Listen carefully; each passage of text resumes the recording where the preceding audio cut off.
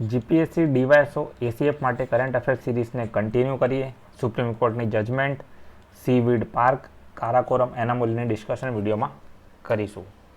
સૌથી પહેલાં આ આઈડબલ્યુ શું છે? આઈયુના કારણે આપણી ઇકોસિસ્ટમ જે છે અને ઇકોનોમી છે તેને ખૂબ જ નુકસાન થઈ રહ્યું છે. એક સિમ્પલ ટર્મિનોલોજીમાં સમજીએ તો આપણે જે નોર્મલ ફિશિંગ કરીએ છીએ એ તો વેલિડ છે, કારણ કે એ તો રેગ્યુલેટેડ છે.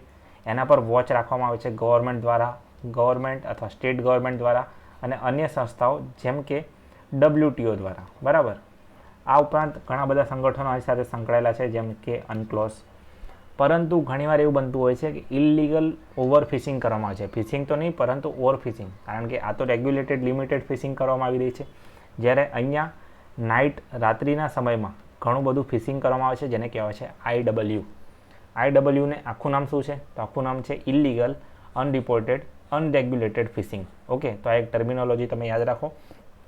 સૌથી પહેલાં સમજીએ કે આપણો જે જમીનનો ભાગ છે ત્યાંથી લઈને 12 નોટિકલ માઇલ સુધીનો જે વિસ્તાર છે તેને કહેવામાં આવે છે territorial C. Territorial C 12 nautical mile સુધી વિસ્તરેલો હોય છે. એના પછી આવે છે 200 નોટિકલ માઇલ. તો 200 નોટિકલ માઇલ સુધીનો વિસ્તાર જે છે તેને કહેવામાં આવે છે એક્સક્લુઝિવ ઇકોનોમિક ઝોન. એટલે કે કોઈ પણ દેશ પોતાની તમામ આર્થિક પ્રવૃત્તિ જે છે તે 200 નોટિકલ માઇલ સુધી કરી શકશે. સપોઝ પ્રધાનમંત્રી મત્સ્ય સંપદા યોજના અંતર્ગત કોઈ ખેડૂતને સબસિડી મળે છે અને તેને ફિશિંગની સાથે સાથે અલગ અલગ અન્ય કોઈ પણ ઇકોનોમિક એક્ટિવિટી કરવી હોય તો તે અહીં સુધી કોઈ પણ રીતની એક્ટિવિટી કરી શકશે. આ ઉપરાંત એના પછીનો જે વિસ્તાર જે અહીંયા શરૂ થઈ જાય છે તેને કહેવામાં આવે છે હાઈ સી, જેના પર જે તે દેશનું નિયંત્રણ હોતું નથી, મ્યુચ્યુઅલી તેને ખાલી રાખવાનું હોય છે. ન્યૂઝ એ છે કે રિસેન્ટલી WTO દ્વારા એક એગ્રીમેન્ટ સાઇન કરવામાં આવ્યો. એગ્રીમેન્ટ શું હતો? તો એગ્રીમેન્ટ હતો AFS. AFSનો અર્થ થાય છે એગ્રીમેન્ટ ઓન ફિશરીઝ સબસિડી. એવું કીધું કે જેટલી પણ ફિશિંગ માટેની સબસિડીઝ આપવામાં છે કોઈ પણ દેશ કે કોઈ પણ સરકાર દ્વારા, તેના પર હવે પ્રતિબંધ લાદી દેવો જોઈએ, તેને આપણે પ્રોહિબિટ કરવું જોઈએ. કેમ આવું કરવામાં આવે છે? કારણ કે ત્યાંના દેશની સરકાર જે છે ત્યાંના લોકોને સબસિડી આપે છે, જેના કારણે ત્યાંના લોકો ફિશિંગ કરે છે. હવે ફિશિંગ કરે ત્યાં સુધી વાંધો નહોતો, પરંતુ હવે જે છે ઓવર ફિશિંગ કરવામાં આવી રહી છે. જરૂર કરતાં વધારે ફિશ જે છે દરિયામાંથી કાઢી લેવામાં આવે છે. આ ઉપરાંત ડેની સાથે નાઇટ ટાઈમમાં પણ આ વસ્તુ બની રહી છે અને આ ઇલીગલ અનરિપોર્ટેડ અનરેગ્યુલેટ વેમાં બની રહી છે. તો WTO દ્વારા આઈડબલ્યુ ફિશિંગ ઉપર પ્રતિબંધ લાદવા માટે ફિશરીઝને આપવામાં આવતી સબસિડી જે છે તેના પર પ્રતિબંધ લાદવાની માંગ કરવામાં આવી છે. વાત કરીએ WTOની, સ્થાપના થઈ હતી 1995માં. નંબર ઓફ મેમ્બર્સ છે 164. વિશ્વયુદ્ધ 2માં તેનું નામ હતું GATT, general agreement on trade and tariff. કામ શું હોય છે? તો તેનું મુખ્ય કામ છે કે વિશ્વની અંદર જે ટ્રેડ છે એ એકદમ સ્મૂથલી વર્ક કરે. અને તે ક્યારે મળે છે? તો WTOની એક ડિસિઝન મેકિંગ બોડી છે સૌથી મોટી, જેનું નામ છે MC એટલે કે મિનિસ્ટ્રીયલ કોન્ફરન્સ. તે દર 2 વર્ષે મળે છે. યાદ રાખજો, દર 2 વર્ષે. વર્ષમાં 2 વખત નહીં, પરંતુ દર 2 વર્ષે. અને હાલમાં શું આઉટકમ આવી રહી છે? તો રિસેન્ટલી એમણે કીધું કે આઈડબલ્યુને આપણે બેન કરી દઈએ. આની સાથે યાદ રાખો કે વિશ્વની અંદર ભારત જે છે તે સેકન્ડ લાર્જેસ્ટ ફિશ પ્રોડ્યુસર તો છે, પરંતુ આપણે એટલી બધી કંઈ સબસિડી આપતા નથી. Point number 1. અને બીજો પોઈન્ટ એ થશે કે આપણે જો સબસિડી બી આપીએ છીએ તો એટલા બધા લોકો સુધી એનો લાભ મળતો નથી. જેટલા પણ ફિશ ફાર્મર છે, જેટલા પણ આની સાથે સંકળાયેલા છે, તેને એટલો બધો લાભ મળતો નથી. જેના પરિણામે આપણે પ્રધાનમંત્રી મત્સ્ય સંપદા યોજના પણ શરૂ કરવી પડી હતી. વાત કરીએ PMMSYની, તો ફિશ પ્રોડક્શન ડબલ કરી દેવામાં આવી છે. ઓલમોસ્ટ 22 મિલિયન મેટ્રિક ટન સુધી પહોંચવાનો લક્ષ્યાંક છે વર્ષ 2024-25 સુધીમાં. આપણી જોડે ટોટલ 5 ફિશિંગ હાર્બર્સ છે કે જે જગ્યાએ આપણે ફિશિંગ કરીએ છીએ: કોચી, ચેન્નઈ, વિશાખાપટ્ટનમ, પારાદીપ અને પેટુઆ ઘાટ. આ ઉપરાંત રિસેન્ટલી મલ્ટીપર્પોઝ સીવીડ પાર્ક તમિલનાડુમાં લોન્ચ કરવામાં આવ્યો હતો. અને આ ઉપરાંત સરકાર દ્વારા પાક 2 સ્કીમ જાહેર કરવામાં આવી હતી. આ તો થઈ ગઈ કે જે પાકની સામુદ્ર ધુની છે તે વિસ્તારની વાત. આની સાથે સરકાર દ્વારા હાલમાં જ મરીન બિલ લાવવાની પણ જાહેરાત કરી દેવામાં આવી છે. જોકે આમાં થોડી ઘણી કોન્ટ્રોવર્સી છે, જેમ કે મરીન બિલ અંતર્ગત માત્ર વેસલ એમને જ ફિશરીઝનું લાઇસન્સ મળશે. એટલે કે જેટલી પણ બોટ્સ જોવા મળે છે નાની મોટી, આ બોટ્સ હવે ફિશરીઝ કરી શકશે નહીં, કોઈ પણ રીતનું ફિશિંગ કરી શકશે નહીં. તો આ વેસેલ જે છે, મોટી મોટી જે જાયન્ટ બોટ હોય છે, તેનું રજિસ્ટર મર્ચન્ટ શિપિંગ એક્ટ 1958 અંતર્ગત થયેલું હોય છે અને માત્ર તેમને જ હવે ફિશિંગનો અધિકાર રહેશે તેવું આ બિલમાં જોગવાઈ કરવામાં આવી છે. તો આ તો વાત થઈ ગઈ ફિશિંગ વિશે. અહીંયા તમે જોઈ શકો છો, આ જે તમારી સામે ઇમેજમાં છે, આને કહેવામાં આવે છે સીવીડ. સીવીડની વૈશ્વિક ડિમાન્ડ ખૂબ જ વધારે છે. વેસ્ટર્ન કન્ટ્રીઝમાં ખૂબ જ વધારે કન્ઝ્યુમ કરવામાં આવે છે. આરોગ્યની દ્રષ્ટિએ આ ખૂબ જ ઉપયોગી છે. આ ઉપરાંત આ સીવીડ જે છે, ડિમાન્ડ અને સપ્લાયનો ગ્રાફ પૂરો કરવા માટે ભારત સરકાર દ્વારા સીવીડની ખેતી માટે સીવીડ પાર્ક શરૂ કરવામાં આવ્યો છે. કઈ જગ્યાએ? તો તમિલનાડુ ખાતે. આ રીતનું સીવીડ જોવા મળે છે, જે ખૂબ જ પ્રોટીન, ન્યુટ્રિયન્ટ અને મિનરલ્સથી ભરપૂર હોય છે. આગળ વાત કરીએ છીએ, ફરી એકવાર ન્યૂઝમાં આવી ગયો છે 5G. તો આપણે સૌથી પહેલાં વાત કરીએ એવોલ્યુશનની. તો 1979માં સ્ટોરી સ્ટાર્ટ થઈ હતી. ફાઇનલી 2019માં 5Gનું સફળ ટેસ્ટિંગ કરી લેવામાં આવ્યું હતું. તો અહીંયા તમે જોઈ શકો છો આખી ટાઈમલાઈન જે છે, 1Gથી લઈને 5G સુધીનું એવોલ્યુશન. હવે આપણે મેજર ડિસ્કસ કરીશું કોમ્પોનન્ટ ઓફ 5G, કે એકચ્યુઅલી 5Gમાં છે શું. તો રિસેન્ટલી ગવર્મેન્ટે કીધું કે આપણે 5Gને રોલ આઉટ તો કરીએ છીએ, પરંતુ હવે ઓવરઓલ ઇન્ડિયામાં જે છે ફાઇબરાઇઝેશનની પ્રક્રિયા સ્ટાર્ટ કરી દઈશું.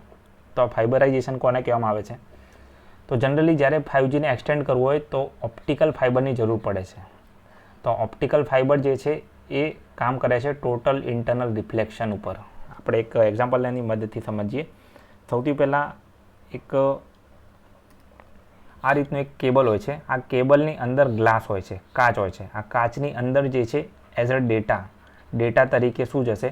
તો ડેટા તરીકે લાઇટની રેસ જશે, લાઇટ રેસ જશે. તો લાઇટ રેસ ક્યારે આ રીતે નહીં જાય. લાઇટ રેસ હંમેશા ઇન્ટરનલી રિફ્લેક્ટ થશે, જેને આપણે કહીએ છીએ ધોરણ 10નો પૂર્ણ આંતરિક પરાવર્તનનો સિદ્ધાંત, that is total internal reflection, TIRનો સિદ્ધાંત. તો બસ અહીંયા એ જ વાત કરવામાં આવી છે કે આ ઓપ્ટિકલ ફાઇબર હવે શરૂ કરવામાં આવશે કનેક્ટિવિટી 5Gના માટે. વાત કરીએ 5Gની, તો 5Gની સ્પીડ એકદમ હાઈ હશે, બેન્ડવિથ એકદમ વધારે હશે.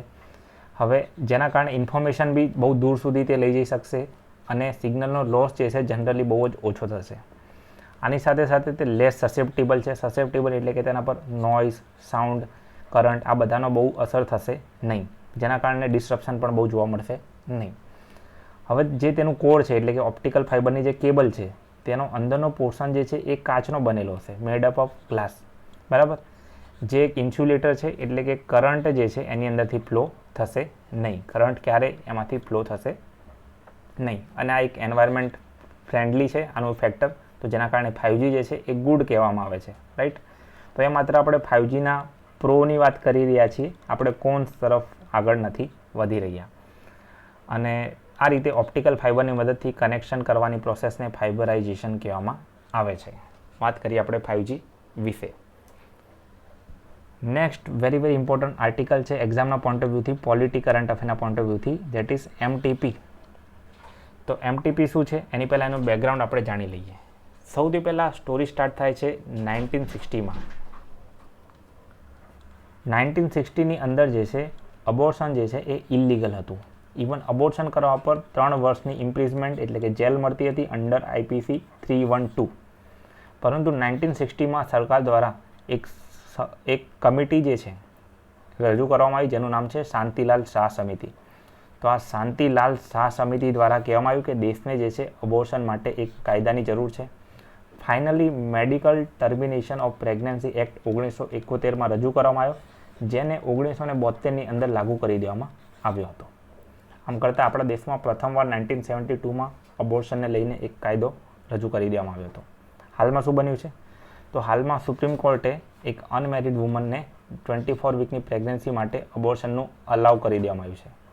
તો જનરલી એવું બન્યું હતું કે દિલ્હી હાઈકોર્ટમાં જ્યારે આ કેસ ગયો તો દિલ્હી હાઈકોર્ટે કીધું કે ના, આ વસ્તુ પોસિબલ નથી. જ્યારે સુપ્રીમ કોર્ટે આ વસ્તુને રિવોક કરી દીધી અને કીધું કે હા, એ હવે પ્રેગ્નન્સી ટર્મિનેટ કરી શકશે. તો આના માટે અગત્યની વાત એ છે કે એવું તો કયું પ્રોવિઝન હતું, ગવર્મેન્ટ દ્વારા શું સ્ટેન્ડ લેવામાં આવ્યું, અને આ medical termination of pregnancy act 2021 જે છે કેવી રીતે અલગ છે 1972ના કાયદા કરતાં. તો સમજીએ અહીંયા ચાર્ટની મદદથી. હવે તમે જોઈ શકો છો અહીંયા જે ઇમ્પોર્ટન્ટ નંબર છે એ તમે અહીંયા જોઈ શકો છો, કેટલા વીક પર જેસ્ટેશનલ લિમિટ હોય છે અને ડૉક્ટરની ઓપિનિયન ક્યારે જોઈએ છે. તો જ્યારે જૂના કાયદાની વાત કરીએ તો જે વીક હતા એ 12 વીક અને 20 વીક હતા અબોર્શન માટે, જ્યારે નવા કાયદામાં 20 વીક અને 24 વીક કરી દેવામાં આવ્યા છે. તો બેઝિકલી જે આ નંબર ઓફ વીક છે એને વધારી દેવામાં આવ્યા છે. પરંતુ અહીંયા તમે એક વસ્તુ ધ્યાનથી જોઈ શકો છો, આ જે નવો કાયદો છે 2020માં તેને ગઠન કરવામાં આવ્યો, 2021માં તેને ઇમ્પ્લિમેન્ટ કરી દેવામાં આવ્યો છે. તે અંતર્ગત ઘણી બધી કન્ડિશનો હતી. તે અંતર્ગત એવું કહેવામાં આવ્યું હતું કે મેરિટલ સ્ટેટસ, બરાબર, મેરિટલ સ્ટેટસ જોવાની છે, રિલેશન સ્ટેટસ, એ આધારે એ નક્કી કરવામાં આવશે. તો આ વસ્તુને ધ્યાનમાં રાખીને સુપ્રીમ કોર્ટ દ્વારા જે છે આ રીતનું જજમેન્ટ આપવામાં આવ્યું છે. એક અનમેરિડ વુમન જે છે તેમને પ્રેગ્નન્સી ટર્મિનેટ કરવા માટે અલાઉ કરી દેવામાં આવેલ છે. તો નેક્સ્ટ ન્યૂઝ તરફ આગળ વધીએ છીએ, જે છે મંકી પોક્સ. મંકી પોક્સની વાત કરી દઈએ તો આપણને ખ્યાલ છે કે આની પહેલાં સ્મોલ પોક્સ અને ચિકન પોક્સ જે છે એ જોવા મળતા હતા. તો બધાની અંદર સિમિલારિટીઝ છે, ખાલી આની અંદર જે લિમ્ફ છે, જેને આપણે કહીએ છીએ શરીર ઉપર જોવા મળતા અલગ અલગ મોટા મોટા જે લિમ્ફ છે, તેની સાઇઝ ખૂબ જ વધારે હોય છે. WHO recently global health emergency declare કરી દીધી છે મંકી પોક્સને. આ એક વાયરલ ઝૂનોટિક ડિસીઝ છે. 1958માં પ્રથમવાર જે મંકીઝ છે એની કોલોનીમાં જોવા મળ્યો હતો અને તે મુખ્યત્વે ડાયરેક્ટ કોન્ટેક્ટથી ફેલાય છે, બ્લડના કોન્ટેક્ટથી અથવા હ્યુમન ટુ હ્યુમનના કોન્ટેક્ટથી પણ ટ્રાન્સમિટ થાય છે. એમ તો આની કોઈ ટ્રીટમેન્ટ અવેલેબલ નથી, પરંતુ રિસેન્ટલી યુરોપિયન યુનિયન દ્વારા એવું કીધું છે કે સ્મોલ પોક્સ માટે જે વેક્સિન છે એમવેનેક્સ તેનો જ ઉપયોગ જે છે તે મંકી પોક્સ માટે કરી શકાય તેમ છે. તો આ એક ડિસીઝ છે, આ એક રોગ છે જે સાયન્સ એન્ડ ટેકની દ્રષ્ટિએ ન્યૂઝમાં જોવા મળ્યો હતો. આગળનો ટોપિક સમજીએ એની પહેલાં એક મેપ છે, આપણે સમજી લઈએ મેપિંગની મદદથી. હવે આ છે મેડિટેરેનિયન સી, જેને આપણે કહીએ છીએ કાસ્પિયન સી અથવા ભૂમધ્ય સાગર. તો મેડિટેરેનિયન સી ઉપર ટ્રોપિકલ સાયક્લોન જેટલી પણ હવા લઈને આવે છે તે આગળ જતાં અહીંયા હિમાલયના અલગ અલગ રેન્જની અંદર ડિવાઈડ થઈ જાય છે. તો આ બેઝિકલી આ જે હવા આવે છે એને આપણે એક જિયોગ્રાફિકલ ટર્મિનોલોજીમાં સમજીએ તો તેને કહેવામાં આવે છે વેસ્ટર્ન ડિસ્ટર્બન્સ. આ વેસ્ટર્ન ડિસ્ટર્બન્સ જે છે તે મૂળ કારણ રિસેન્ટલી બની ગયું છે શેનું? તો કારાકોરમ એનામોલીનું. તો આ કારાકોરમ એનામોલી શું છે એને આપણે સમજીએ. તો રિસેન્ટલી સાયન્ટિસ્ટો એવું શોધી કાઢ્યું છે કે આ રીતે કારાકોરમમાં જેટલા પણ ગ્લેશિયર છે, આપણું જે પોલર રિજન છે, જે ધ્રુવો છે, એના પછી સૌથી વધારે ગ્લેશિયર જે છે કારાકોરમમાં છે. જેમ કે સિયાચીન છે, બિયાફો કરીને ગ્લેશિયર છે, આ બધા ગ્લેશિયર અહીંયા જોવા મળે છે. હવે આ ગ્લેશિયર જે છે બારેમાં સ્નોથી ઢકાયેલા રહે છે અને અહીંયા હાલ સ્નોનું પ્રમાણ ખૂબ જ વધારે છે. તો સાયન્ટિસ્ટોએ શોધી નાખ્યું કે આ સ્નોનું પ્રમાણ વધવાનું કારણ છે કારાકોરમ એનામોલી. તો આ કારાકોરમ એનામોલી શું છે? તો વેસ્ટર્ન ડિસ્ટર્બન્સના કારણે અહીંયા સ્નોફોલનું પ્રમાણ વધી જાય છે. સ્નોફોલના પ્રમાણ વધવાને કારણે અહીંયા ગ્લેશિયર જે છે તેનું પણ સાઇઝમાં એબનોર્મિનલ ગ્રોથ જોવા મળે છે, જોરદાર વધારો જોવા મળે છે. તો આને કહેવામાં આવે છે કારાકોરમ એનામોલી, રાઈટ.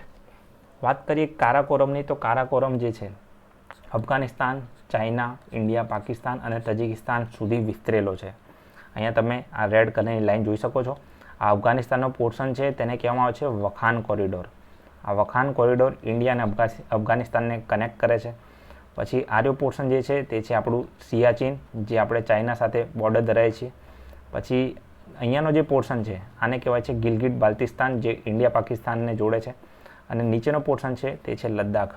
તો અહીંયા વાત કરી કારાકોરમ રેન્જ વિશે. વાત કરી લીધી મિત્રો આજના અગત્યના આર્ટિકલ વિશે. વિડીયોને એન્ડ કરીએ એની પહેલાં એક પ્રશ્ન. WTOનું હેડક્વાર્ટર ક્યાં આવેલું છે? WTOનું વડું મથક ક્યાં આવેલું છે?